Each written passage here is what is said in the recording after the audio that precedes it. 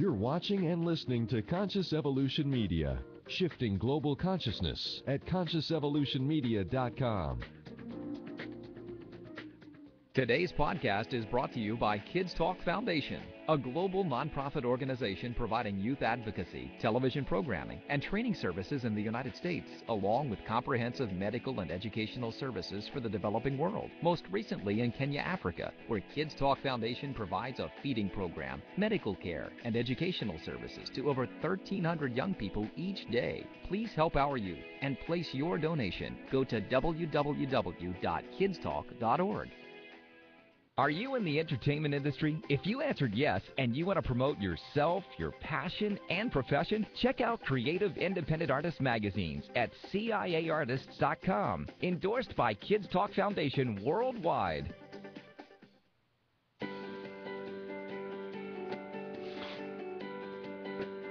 Welcome to the Ninon Speaks Internet TV show. Ninon is an international entrepreneur and philanthropist who's become an influential and positive role model for thousands of people all over the world. Drawing on a rich tapestry of experience from her adventures both in front of and behind the camera, Ninon captivates, entertains, and inspires audiences from all walks of life. Her motto is, "Nothing happens without you." Now, here's your host, Ninon de Verde Rosa.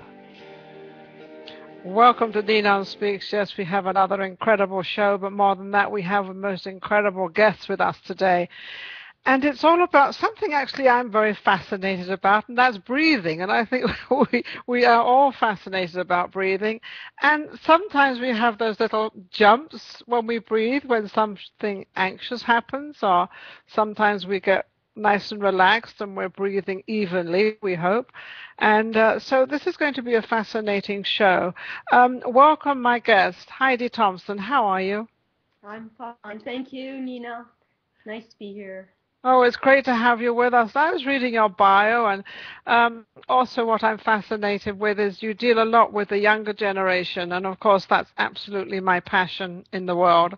I started a program, as you know, I think it's about 18 years ago, and called Voices of Tomorrow, Kids Talk, and dealing with children, and often they get very anxious and very nervous, and sometimes I think as adults, as people, as grown-ups, I don't even think we really notice how they're breathing or how they are, or we're sort of into that kind of realm. So what you do, Heidi, is fascinating. Why did you gravitate more to the children?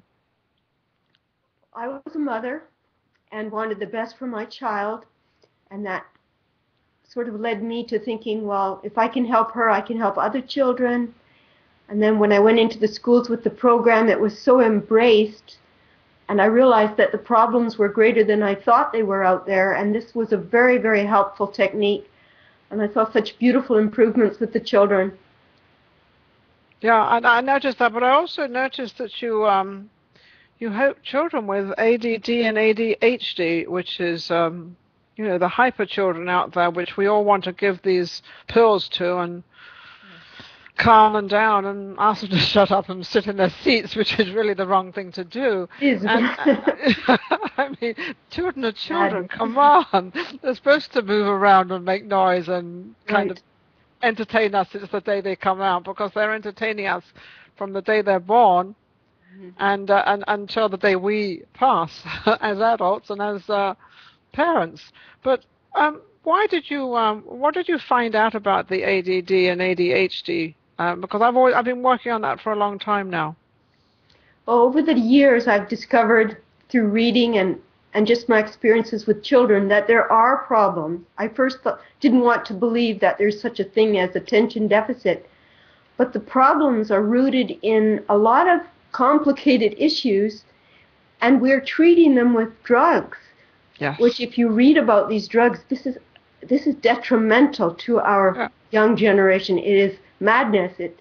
If you see the effects of these drugs in the future and what happens to their body, it's a crime, really, that they're using these drugs to combat this problem, but they're only combating the external problem. They're not helping the children grow more focused. That's a brain development that we have to concentrate on helping our children develop, and we're not. And you're absolutely right, because I think, actually ADD is attention deficit disorder. ADHD is attention deficit hyper disorder. So our audience knows what that is out there. And the drug you're talking about is isn't it Ritalin? It's Ritalin, but now there are many other drugs as well, similar to Ritalin. And they've got a lot of stuff in it. I mean, I don't know. This is just hearsay, so I'm just going to quote it out there. But I heard there was like sort of real drugs in these pills they take. And is that so? That well, again, I'm not a doctor, but I'm a mother that's concerned, and I've done a lot of research. And the drugs that they're giving children are what they describe as mild doses of cocaine. That's what I was going to say. They have cocaine in them. Well, they have something that works the same way on your system as cocaine, and what it can do is really ruin your ability, your neural networks. Like you're actually damaging them for the sake of getting a good mark in school for that year. So over time, you're not going to be ahead of the game. You might get a degree in university with your pills, but you've damaged some very important parts of your body you might never get back again. So absolutely. Are the teachers recommending this to the parents, or are the parents seeing their child is very active? Where does all this come from, and who kinds of brings it to the attention of these children are just kind of, they say they're hypo, but they're just, got more energy than others? Right. I think we have, again, a complicated problem. We have pharmaceutical companies, and their goal is to sell such drugs and create problems that need drugs. This is what they do best. Yes, and we should put they make money on that. They make money, and it's money driven. And our whole world, if you look at our food industry and everything, is money driven. We do not have the welfare of our children in mind. But so parents have to make a stand. They have to educate themselves and really find out what the drug is going to do for their child. And the problem is children are going into the classroom, they're misbehaving, they can't concentrate, the teacher is annoyed, they're bothering all the other students, the teachers are recommending that children go on Ritalin, and they're not physicians. This is a real problem. Teachers are teachers, they're good at what they do. Yes. I'm a teacher, but I'm not a doctor, and there should not be pressure from the school or from the teacher to the parent to put their child on such a dangerous drug. They should not be recommending that. They should probably say it in a more diplomatic way, such as, your child is disrupting this class, and maybe you need to see, try to calm your child down without it having drugs, because I don't think these drugs are necessary at all. But I also believe that if the child, what they're eating, and I believe in a lot of these fast food places, they're putting a lot of sugar and stuff into the fast foods, and sugar, like if you have a Coca-Cola, I don't want to mention names, but I just did. But if you have that, that's like nearly half a cup of sugar in just that one drink. And doesn't that sort of, sugar gets your adrenaline going and makes you sort of, active? Sugar is probably the worst thing that you can give your children. And everything has sugar, and people are conditioned to eat sugar. It's, again, another huge problem. And every parent has the responsibility to educate themselves so they can give their children the best sugarless diet they can. It's huge. It's very bad. So now let's get back to this breathing study that you've gone through for many years, and you are an author as well, and you have a book, Calm, Focus, Joy. I love the title, The Power of Breath Awareness. There you go. Oh, I love it. And how do we get people, we breathe every day, we do all our crazy stuff. We have to suddenly stop sometimes, and adrenaline goes, and our breath gets very anxious, and we get very nervous, and pins and needles go through our body because we've now been anxious, and the breathing has gone chaotic. So how do we make that everyday thing? Well, you've just beautifully described adrenaline rush, stress rush, and this technique of breath awareness, it counters those reactions. It changes the way the brain creates chemicals in the body. By calming yourself down, then your body won't be producing those chemicals that you were describing. You'll feel calm. Unconsciously, you'll feel there's nothing to fear, and you'll go back to your normal, natural state. The problem is, in the society, children are born into very stressful situations. Even babies have stress because of the sounds and the environment and pollution. So our bodies are constantly, more than ever before, in a stressful state. This is chronic stress. This is a problem, and we have to reverse it in order to get our health back. And breath awareness is a perfect technique. It's simple, it's effective in reversing those symptoms of stress and adrenaline and fear and the flight and fight response. Now, what happens to somebody when they don't think that they have this breathing stress or this breathing problem? How do they recognize it? I know the normal ones is something happens and we get, excited, whatever. But just like an everyday living of some people are more hyper than other people, how do they kind of, know to sort of tackle this and to make their life better in their breathing process? I think any person who feels unhappy, feels a little ill at ease, feels like they're not quite themselves, they are probably experiencing stress. Mm-hmm. And if that pain, that indescribable pain gets to a certain level, they might start seeking help. They might start listening to music or going on Facebook and those kinds of things, but they might help temporarily, but they're not changing the brain chemistry, and they're not changing the brain. This is so you've got to change the brain chemistry. So you've got to, but music. I love the way you said music, because music you can have. I mean, I listen to all sorts of crazy music, and my girlfriends. I had a loud music program on the other day, and they said, "Nina, what are you listening to?" And I said, "Isn't it great?" And they said, "Well, it's awfully noisy." I said, "Yeah, but that's what I feel like." Right. Well, so that can do different levels to you, right? Right. And children especially, are looking for ways to de-stress, and they're not necessarily the most healthy. These methods become addictive, and then they're not spending time doing more constructive things. They're not learning the things they should be learning at their age. They're wasting their time in a way, but they have to, because they're so stressed. It's almost a survival instinct. Does a child know it's stressed? No. Most children, they feel they can't put it in words. And this is something great about the program. When I was working with children, they would start being able to identify their feelings better and express them better. They would acquire a language so they could communicate their inner feelings. We don't give children enough time to learn this language. They're always, pressured into doing this and expected to do that. But who gives them quality time and asks them, how do you feel? Where does it feel? What's going on in your life? Why are you, we have to really start listening to our children and making time for them to calm down and self-reflect. And I agree, and I think the problem is the stress of the parents. I have to wonder why parents have so many children, because they can't barely cope with one, never mind 3 or 4 of them. And I see them with 3 or 4 of them, and and they really can't give the attention they need to give. So you've got to have children helping children. And I've got a question here, actually. What about teenagers or young adults? They go to drugs or for release.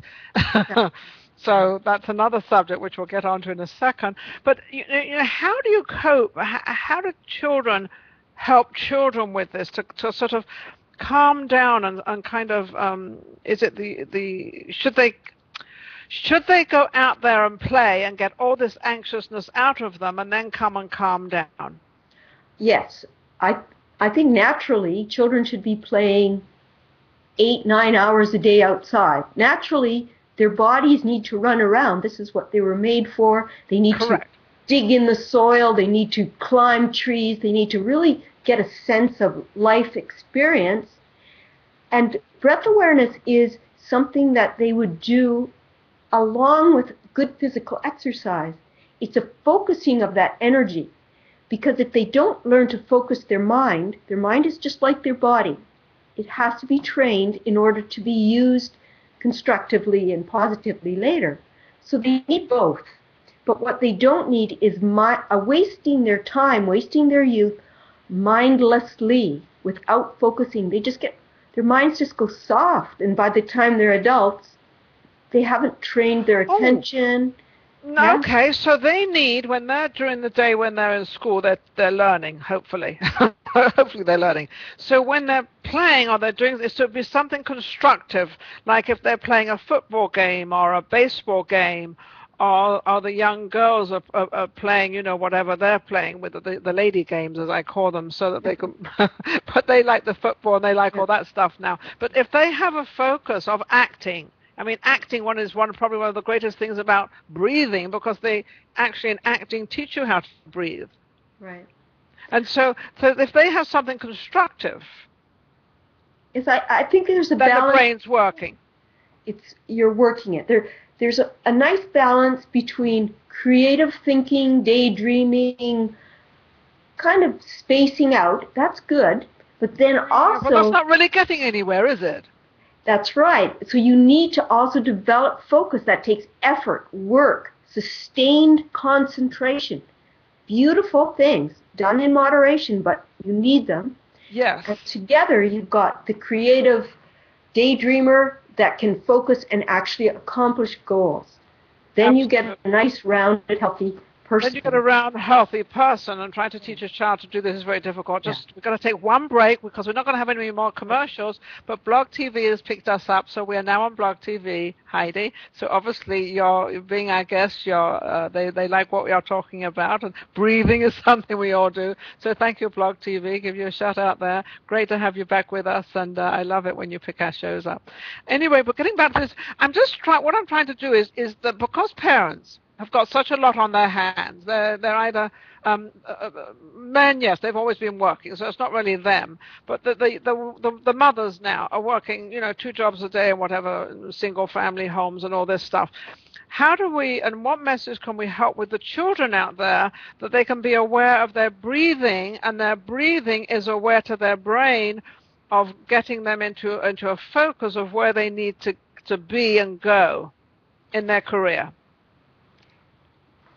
Children rely on parents. So parents need to first understand the power and the importance of focus, and then experience techniques like this breathing exercise or other techniques, and realize the value of them, that it makes you happy, it makes you healthy, gives you purpose in life.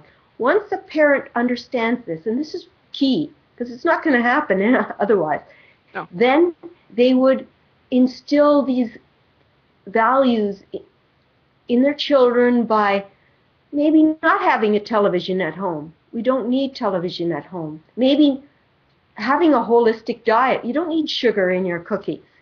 I know you can create things for the children so that they at least have 10 years under your control, under your health. Other education, what they eat and how you treat that child for the first 10 years. It's important, isn't it? It's key to their whole life. And you as a parent, you have the power to shape this little person. So in a way, mothers and fathers are the most powerful people in shaping how the world evolves. We have the power. We get the children. We have our 4 children. I have 1. That was enough. But we can instill in them these values, this intelligence. That's the beautiful job we're given. And it doesn't have to be any particular value. It can be the value of what they think as parents. Yes. As long as it's a good value. So there's no restriction of, yes, you've got to give them the value of reading, the value of this, the value, whatever it may be, of what they can think of themselves to actually, as a parent who is an older person who should be intelligent enough to be able to pass down to that child something worthwhile. Yes. And of course, most parents now want their children, a lot of parents want their children to be better and bigger and do more than they did. You've got a lot of that. So, well, it's good. Yeah. I think parents want that, and it's a good thing. And the most important thing you can give your child is a healthy brain. And so we should work on that. You know, everything else will follow naturally, but the healthy brain is really important. So give us a couple of examples of what you would think would be giving a child a healthy brain. The first thing is to reduce to almost minimum, at least for the first few years, maybe even until they're 8 or 9, as much of the entertainment technology out of their house. You do not need all this in your house. There's no reason for it. Children go to school and they get enough of it. Children can pick it up right away. Give them time to go out and explore the natural elements, to make forts, to create toys. Try to reduce their environment to the most natural environment you can possibly give them. Even if when they're teens, they'll be exposed to all this other stuff, and it's heartbreaking, but they'll have deep inside them the experience of a natural upbringing. And that experience will carry them through for the rest of their life.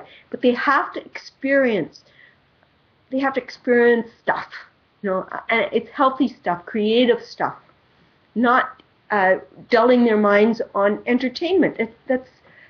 It devastates the mind. Yeah, because just sitting there eating or whatever they're doing, or chewing candy, or gum, or whatever the case may be, and watching a box and not really moving any muscle or doing anything is not really worthwhile unless it's some kind of history program or history channel where they can learn about animals and things. But I think what you're saying is that create something, start making things and doing things and buying things that you can build, even puzzles. You know, I can remember when I was a little girl, we used to have a puzzle always on our table, and we would always be doing it. As kids, we would always be putting these puzzles together. And then also, you know, as another example for our audience out there, my mother and father, we had this, I guess we still have it out there, Monopoly. Monopoly is a great game. It's a great game because you're buying and selling houses. Maybe that's where I got my real estate from, I don't know. But you're buying and selling houses and hotels and different things. Right. But this creates, you know, and as an older person with your children, you're kind of teaching your children. It's not that you're letting them win, but you're giving them ideas of what they should buy and how they buy and what they want. And it's creating and using their brain. And I think for our audience out there, if we can get our parents, even just let the children play themselves a game, do you think that's better? Absolutely. Anything that's constructive and creative and making things from scratch. You have 10 years to teach the children where their cereal comes from and why they shouldn't be eating processed cereal. You have 10 years to show them, here's the wheat stalk, let's take the wheat kernels, let's flatten them out, and let's put a little milk on there, and we've got our morning cereal. Why don't children learn these things? And if you don't learn them in the home, why aren't we learning them in school? The basics, where things come from, what's healthy, and what's not healthy. You know, I haven't been in a school for some time, so do they have cooking classes in school? I mean, yes. Do they have things like that? Well, there are alternative schools, and they will grow food, and they will, you know, they're amazing. But generally, because I also am a teacher, and I've had to sub. That's why I asked, because you should know. So just here's a little story. I was subbing in a cooking class. Hopefully my teachers aren't listening. And I have to follow the recipes of the teachers. It was this recipe made with cocoa, sugar, and some other terrible things. And they made this fudge-like patty. One boy came up to me, and his patties were all crumbly and melting. And he says, I'm throwing this in the garbage. And I said, you know, if you do, I'll give you an A. I could have lost my job. He says, why? I said, because that stuff's going to kill you. And then this other girl said, well, would you like to try one of mine, Mrs. Thompson? I said, I wouldn't touch that with a 10-foot pole. And then he said, well, why did you make us cook it? So why was that allowed for the teacher to actually do that? Because sugar is still, school is still following the old traditions where you can eat sugar and white flour and cook these Betty Crocker type recipes. This is outdated information. But because the teachers were taught this and they're giving it to the children and it's accepted by society, Yes. why not? Nobody's questioning it, and it tastes good. I mean, I had one boy in the class, he ate about 3 pans of this stuff. I couldn't stop. Yeah, then he was in class all hyper, and then they gave him some Yeah. adrenaline, and oh my goodness, that's how it all starts, it's, Ritalin. I mean, that's how it all starts. That's how it goes around. Now, to answer this question we had, it was from Conscious Evolution Media. What about teenagers or young adults? They go to drugs for release. A lot of our young people, the kids with ADD, are already punching drugs into them, so they just naturally take them and move to a higher drug. But why do our teenagers, for release, for escape, for being in another place, why so many are gravitating to the drugs? And how do they get them? The first thing, teenagers are only big kids that have been conditioned to eat things that are addictive. So already before they're even teenagers, they're addicted to sugar, they're addicted to stimulation, they're just addicted to things. So by the time they're teenagers, they're used to taking stuff that's not healthy for their bodies. They need an escape. Life's woes are becoming more and more unbearable. You know, they're going through the hormonal stage. It's just must be terrible for teenagers. They're going to try things to escape the pain, and they're so used to abusing their body without even knowing it. They've been taught to abuse their body. They're just not conscious of what they're doing to themselves and what they have to lose. They have no idea what they're doing, because if they've already been put into this place already, then the person that put them there, because children do not put themselves in a place. No. They do not put themselves into candy. They do not. This is something that starts from not when they're born, but soon after that. You know, give it a candy, it'll shut up. You know, and of course it likes it and it gets used to it. Then the blood system yearns for it all the time.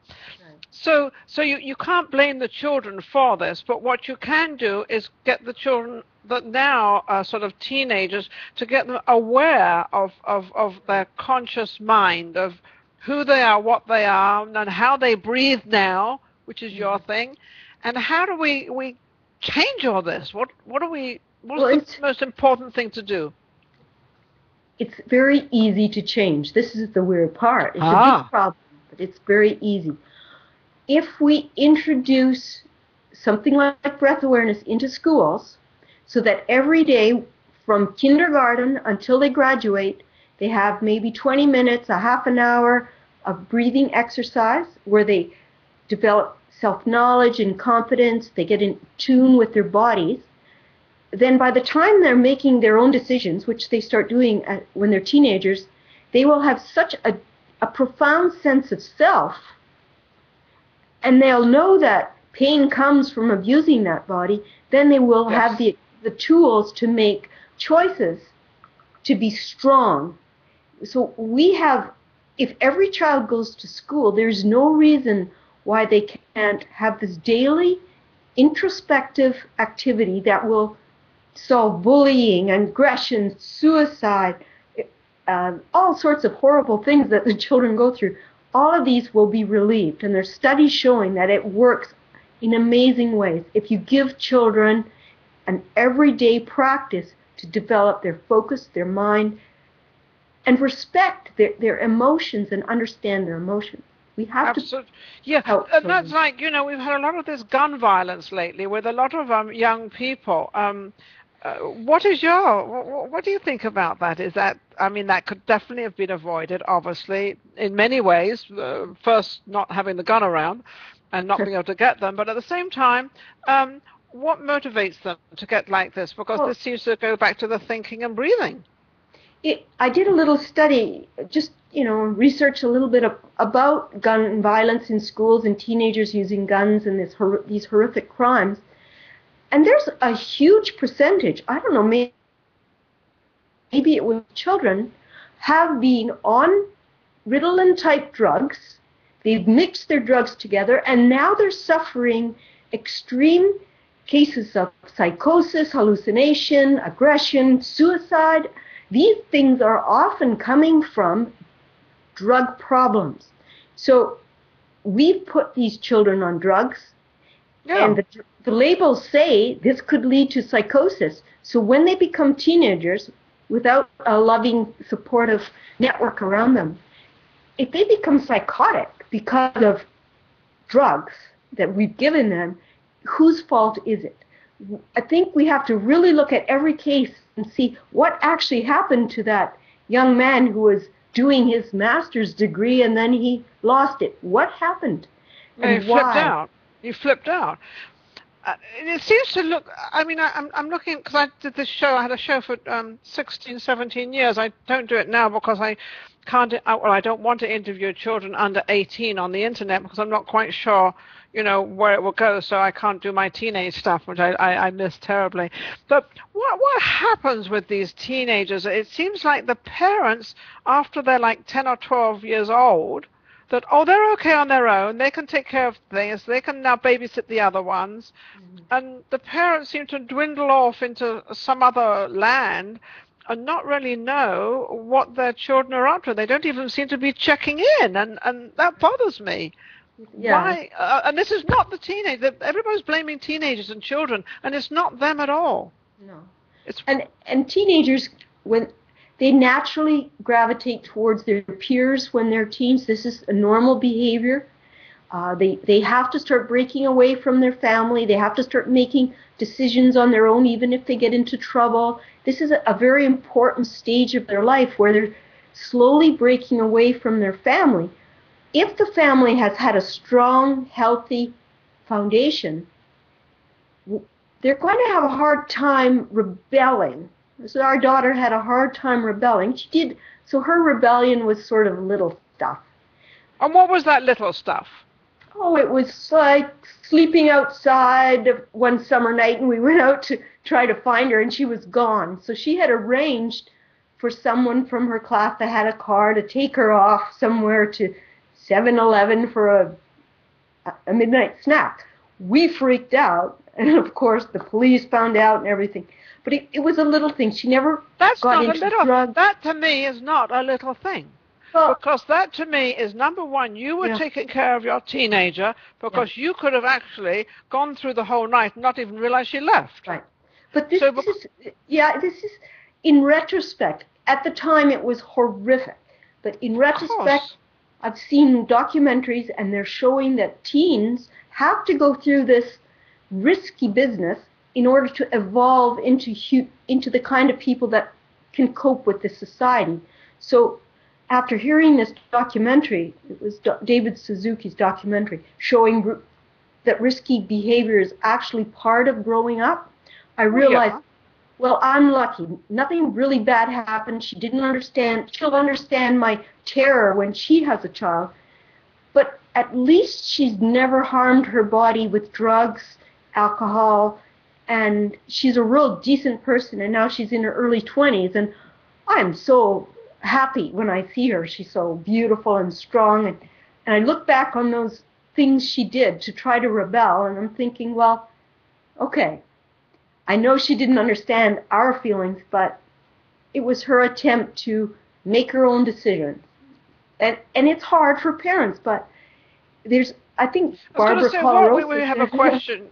We have a question. You know, how do adults cope with their young teenagers on drugs and you know, I look and I see so many parents don't even know their children are on drugs. I just have to look at a child and I know what that child is. So when I hear that they don't know or they haven't noticed, I mean, if somebody's in your home all the time, like your teenagers, and you don't know that they're on drugs, how can you not know that? I mean, there's a lot of little things that are dropped out that you would know, or are you, as a parent, just trying to ignore it and not actually address it?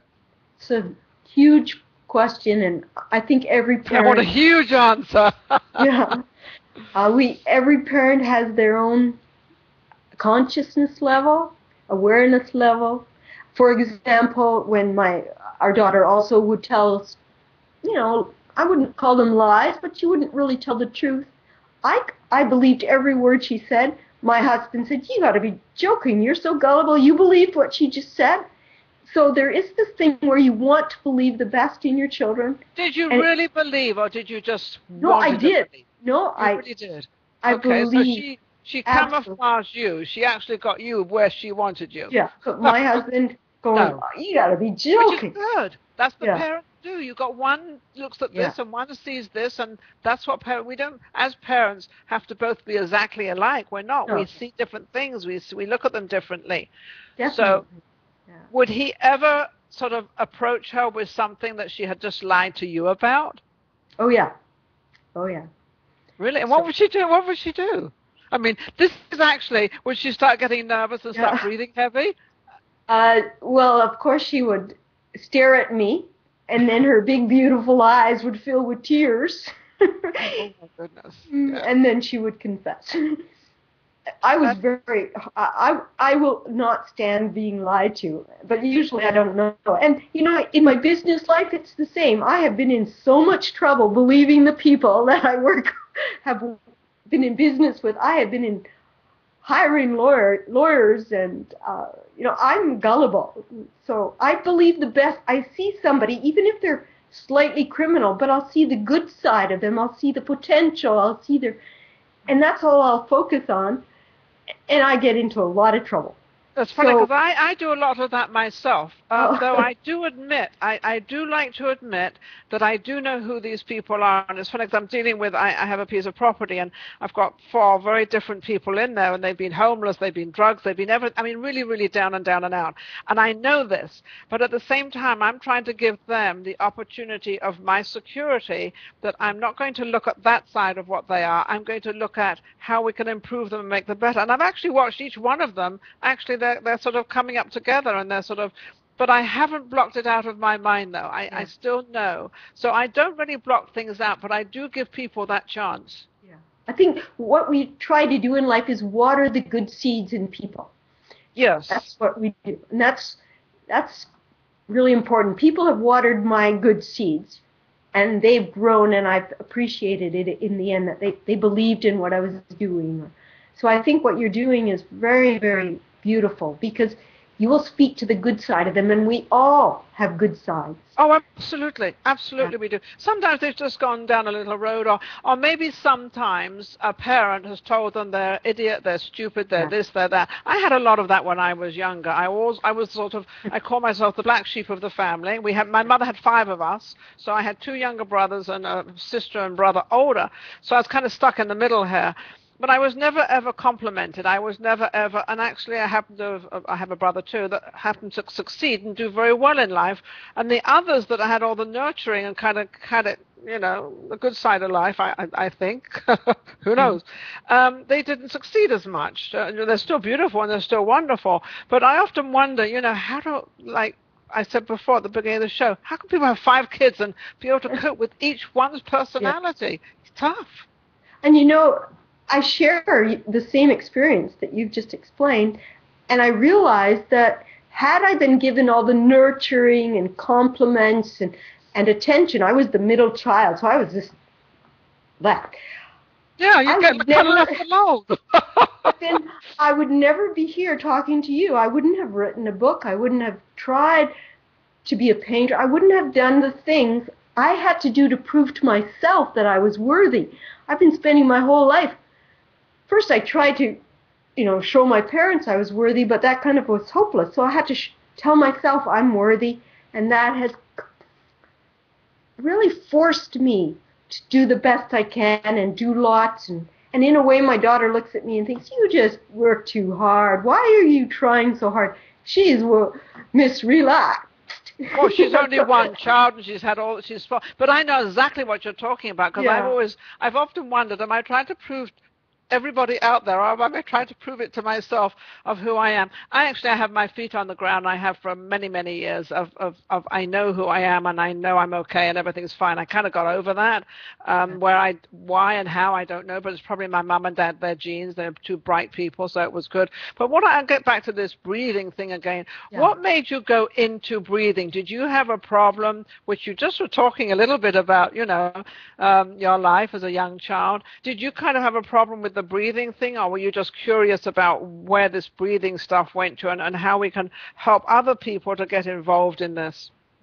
Well, maybe it's really good to explain what my book is about, what the breathing technique is that I teach, because Okay. it's not breathing exercise. It's not a breathing exercise. Breath awareness is a technique, an exercise to train your awareness. It develops your awareness and your focus. So how you do breath awareness is you sit nice and straight somewhere. It could be on a couch or the floor. And you focus your attention right here. And you focus and feel the touch of breath. That's the whole exercise. It's very difficult to do.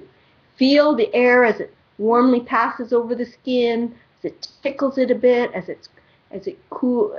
Sometimes it's cool. So for however long you want to sit, maybe 5 minutes, 10 minutes, a half an hour, this is where your entire attention remains. And as long as you're feeling your breath, you cannot think. It's strange to say that. Your mind cannot be in the intellectual thinking part and feeling at the same time. So this is why it reduces stress, because if you're not thinking about all those worrisome things, your brain isn't creating the stress hormones. Yeah, because So you're not distracted from everything else, right. because you're completely attracted to what am I doing here? And if you don't concentrate on that, then you can't feel it. Exactly. Then you're back in your thinking brain. I sort of describe it to the children. Your attention, that part of your brain that can attend, is like a searchlight. It can either move around and focus on thoughts and images, or it can move around and focus on sensations. And it's the sensation that will teach you, help you experience who you are, because you are this whole being of sensations. And every single thing you do, even what you think about, is all rooted in a particular sensation.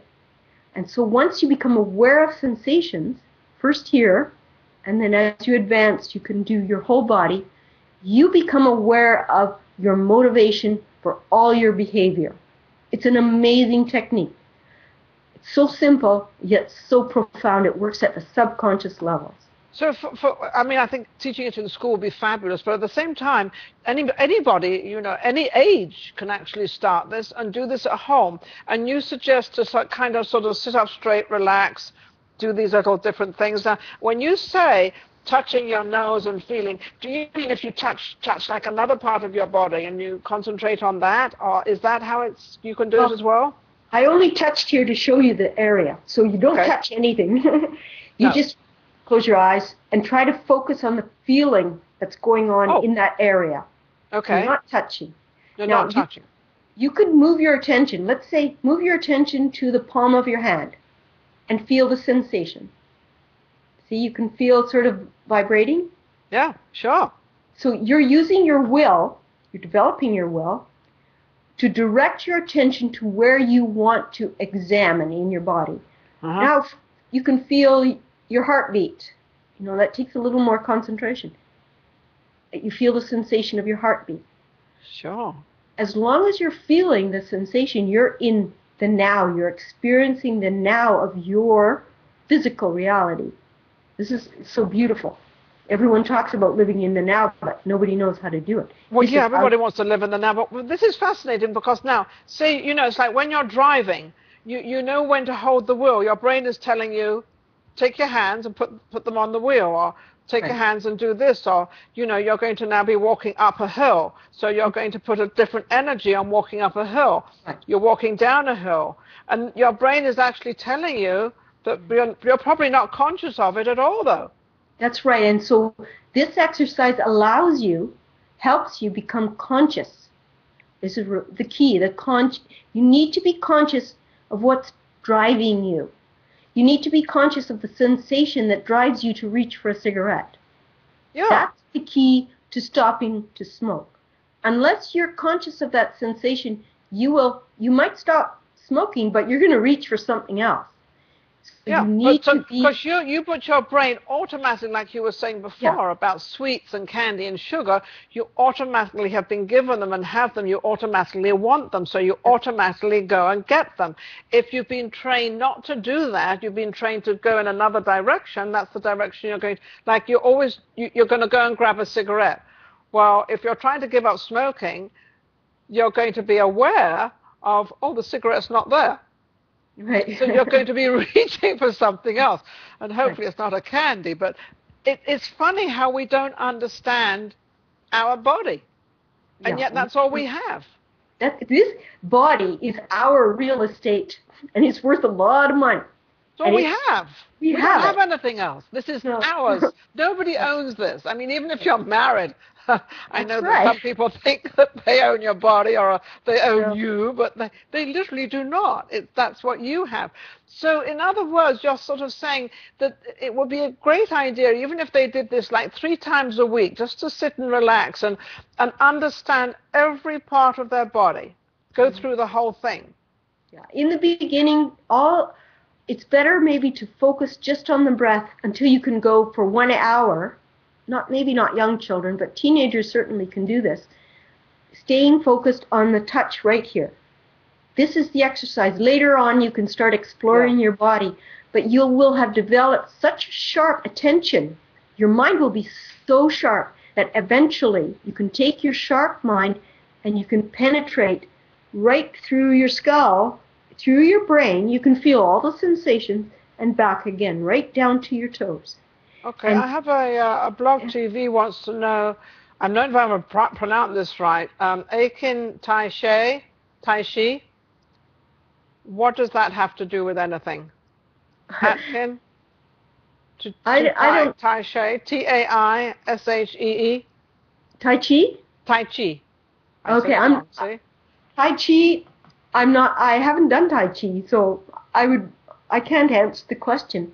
But I'm sure it has to do with conscious movements, where you're consciously moving your body, and it must work in similar ways. A lot of these techniques, breath awareness, mindfulness, Tai Chi yoga, they all are connected with being aware and developing that awareness.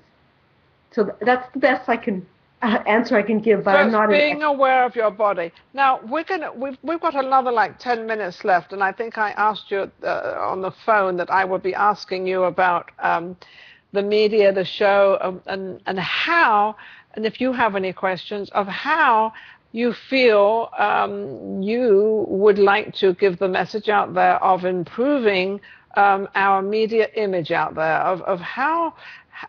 It's like I have all these people on the show, and I have different things that, I critique them with, and I teach that a lot, of how to present yourself, and how do you feel that we could have improved our show, you as a guest, both of us on the show?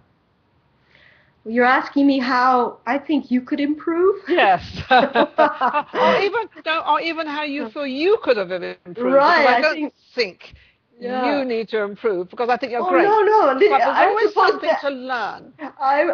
You asked me to ask you, how can I improve? Because I have a goal. What's your goal? My goal is to speak in front of 1,000 people and deliver a message that really makes a difference, really changes their lives. Getting to them. My question to you was, am I getting anywhere near that? Yes, you are definitely you're getting very, very, very, very close to that. Number one, your surroundings are beautiful. That you really don't have anything on your walls, which, as it so happens, it suits your persona, it suits the message you're giving out, because you're trying to give out calmness and quietness, and that's what you have kind of presented.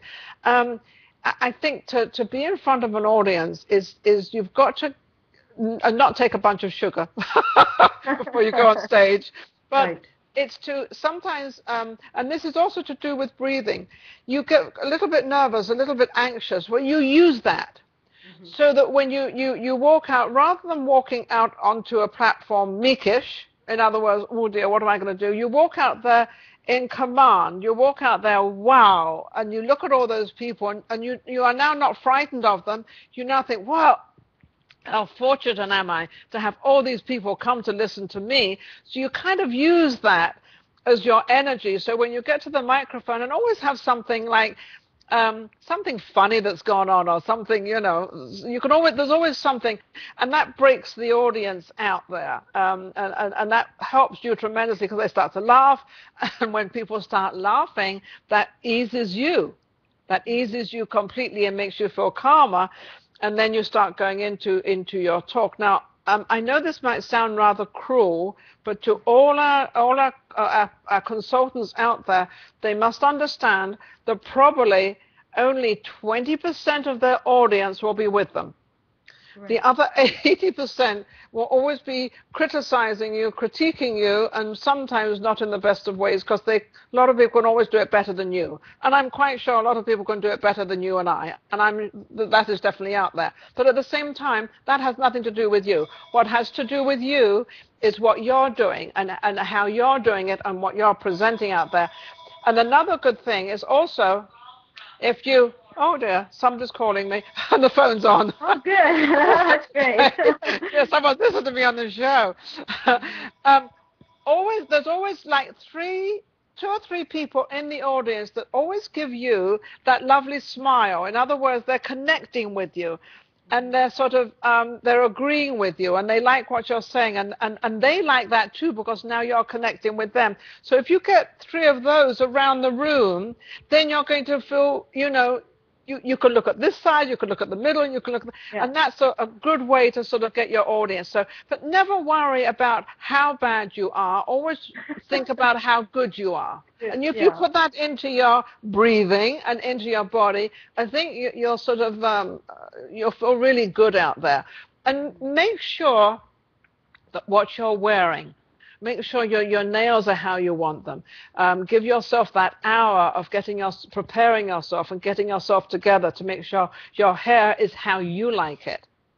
And in case it goes wrong, you've got time to put it how you like it. You might not like it down because it might look scruffy, so you put it back. So you give yourself, if you give yourself that time, you will not be nervous out there, and you will not feel uncomfortable, because people will see it. People will see if you're nervous. People will see if you're feeling anxious or you're feeling nervous. But don't try to keep that, breathe. You know, the greatest thing in acting, when you let out all that anxious air and you go out there, and it's great.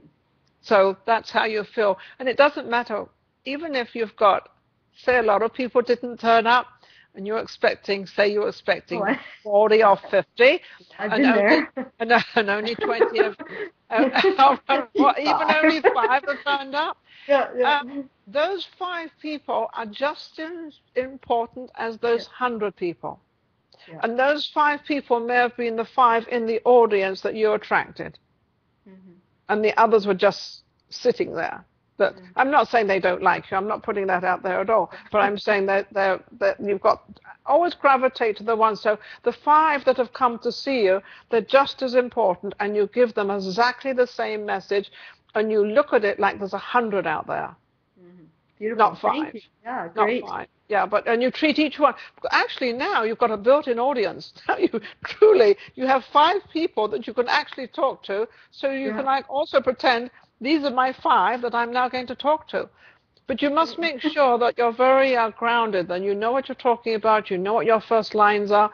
You've got to prepare yourself. You can even ask these people questions. Say, you know, would you like to ask me a question?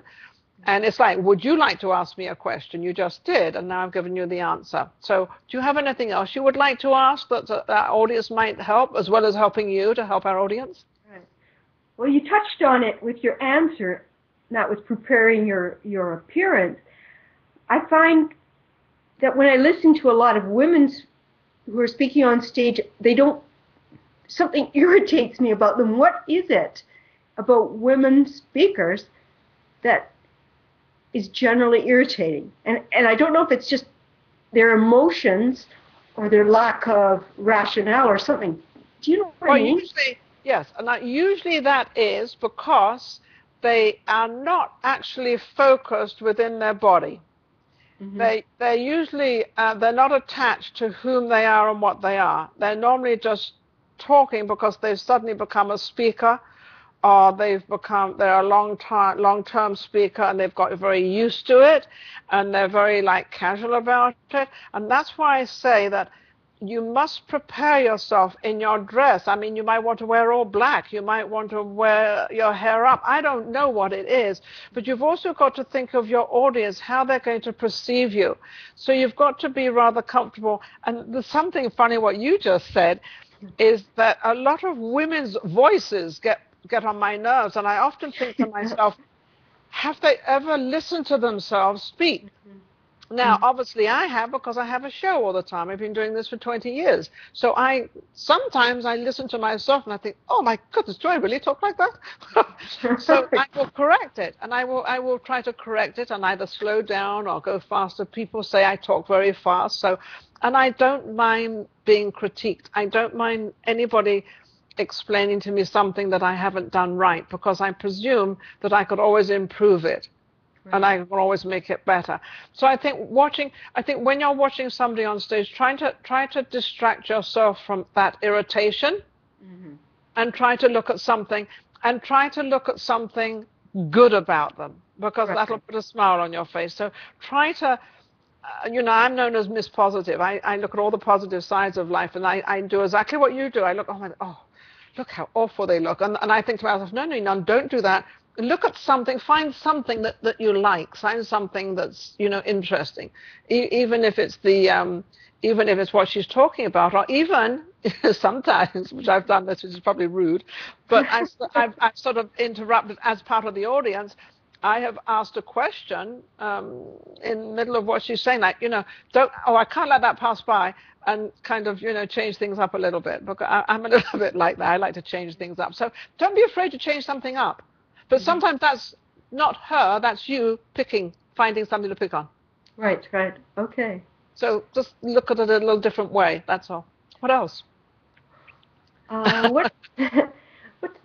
do you appeal to a male audience when you have something important to talk about, like breath awareness?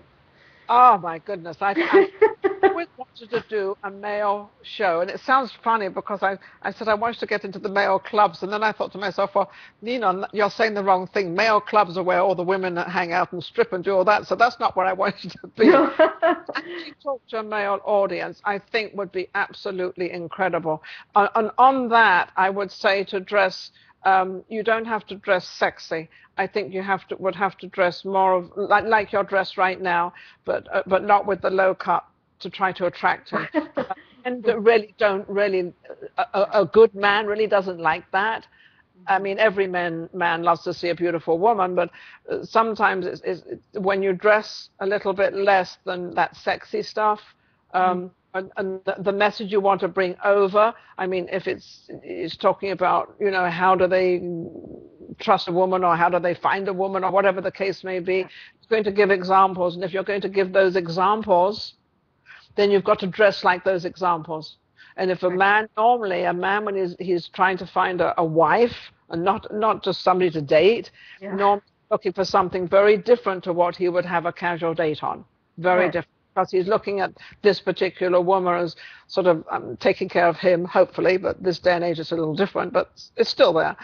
And you taking care of him taking care of you, but at the same time he wants this woman to dress a little differently, and also to sort of not go on and on about a subject. If you're addressing these men, change the subject. Don't go on and on and on about one subject. Try to split it up a little bit, trying to sort of, it's this and it's this and it's this, but then you could also jump in and put something else in there that's exciting for them and they like it. And sometimes, like explaining to a man, sometimes a woman is not necessarily wants a big present. I mean, just buying or bringing a single flower, or just turning around and saying to her, hey, don't you look great? So it's all different things like that. And on that, I think we've got to close the show. But okay, well, thank you. Yeah, so don't be afraid of them. Just go out there and do it, and just explain to them, and sort of join them in a little bit. Just say, how do you like it? And, you can just get them involved. Men are a little bit different. I think they're a little bit easier because they're not really critiquing you. They're listening to you. They're not looking at that. They're listening. They've got their ears open because that's what most men do. On that, we have to close the show. My goodness, it's been exciting. What is where can people reach you? I have a website, calmfocusjoy.com. Okay. And then your book, we mustn't forget your book. Your book is Calm, Focus, Joy, which is the power of breath awareness. Amazon. They can get it on Amazon. And there will be a very inexpensive Kindle version up in a few days. Oh, wonderful. Okay, so we've got to let our audience know that as well. So don't forget to go to Kindle. You've got to go to Calm, Focus, Joy, because that's her book, and it's the power of breath awareness. Thank you very, very much, Heidi Thompson. It's been amazing. I hope I've helped you. It's been a wonderful show. Thank you, Blog TV. I don't know if they're still on, but if they are, thank you anyway. And we'll be back next week with another show, Ninon Speaks Media Image. We'll see you then. Thank you. Take care. Watch the Maxed Out Money Hour Internet TV show program All About Money with your hosts Ninon and Coach Steve every Tuesday evening at 9 p.m. Eastern, 8 p.m. Central at realcoachingradio.net. Today's podcast is brought to you by Kids Talk Foundation, a global nonprofit organization providing youth advocacy, television programming, and training services in the United States, along with comprehensive medical and educational services for the developing world, most recently in Kenya, Africa, where Kids Talk Foundation provides a feeding program, medical care, and educational services to over 1,300 young people each day. Please help our youth and place your donation. Go to www.kidstalk.org. You're watching and listening to Conscious Evolution Media, shifting global consciousness at consciousevolutionmedia.com.